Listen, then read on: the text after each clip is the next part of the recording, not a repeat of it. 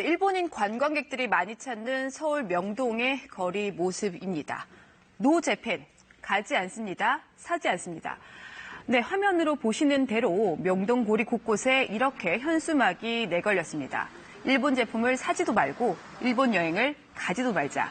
일본 불매운동을 독려하는 뜻에서 서울 중구청이 달았습니다.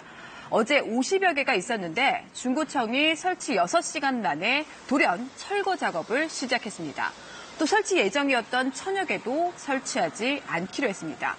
중구청장이 SNS에서 직접 이렇게 사과까지 하면서 말입니다. 관이 나서서 일본 불매운동을 벌이는 것은 여러 가지로 부적절하다는 비난이 빗발쳤기 때문인데요.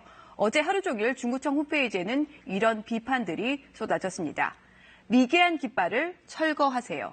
중구청은 내리십시오. 시민들의 의견 들어보겠습니다. 국가 간의 갈등을 해결해야 하는데 그런 것들이 오히려 이제 일본 사람들도 보잖아요. 이제 방송을 통해서 SNS를 통해서 그러면은 그 갈등을 좀 더 악화시킬 수도 있지 않은가. 결국 설치를 철회해달라는 청와대 국민청원까지 올라오자 서울 중구청이 백기를 든 셈이죠. 비슷한 분위기는 중구청 외에도 서울 다른 지자체에도 있습니다. 서울 서대문구의 모습입니다. 공무원들이 일본 제품을 자신들이 만든 이 타임캡슐에 넣었습니다. 구청에서 쓰던 일본제 사무용품을 수거해서 이렇게 봉인을 한 겁니다. 일본 제품 사용을 전면 중지하자는 건데요. 이 박스는 일본의 수출 규제가 철회될 때까지 열지 않고 보관하기로 했습니다. 또 있습니다. 서울 광진구입니다. 광진구는 오는 19일 예정돼 있던 일본 희망연대라고 불리는 일본인들의 광진구 방문을 철회했습니다. 일본 희망연대는 한국의 시민참여 활동을 배우기 위해서 시민단체 관계자와 교수 등으로 구성된 비영리 민간단체입니다. 또 광진구는 평소 사용하던 일본산 제품을 당분간 구입하지도 빌리지도 않기로 했습니다.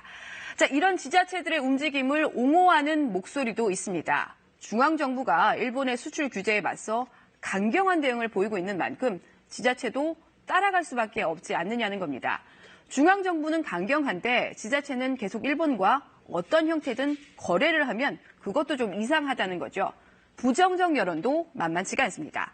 시민들을 중심으로 벌어지는 자발적 불매운동, 또 거부운동을 관이 동참하면 순수한 마음에서 시작된 불매운동이 자칫 과격하게 변질될 수 있다는 부작용을 우려하는 겁니다.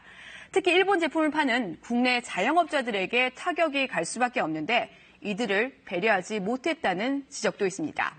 아베 정권과 이웃나라 일본을 구분하는 것, 물론 쉬운 일은 아니지만 이번 불매운동에서 꼭 필요한 부분일 겁니다. 친절한 뉴스였습니다.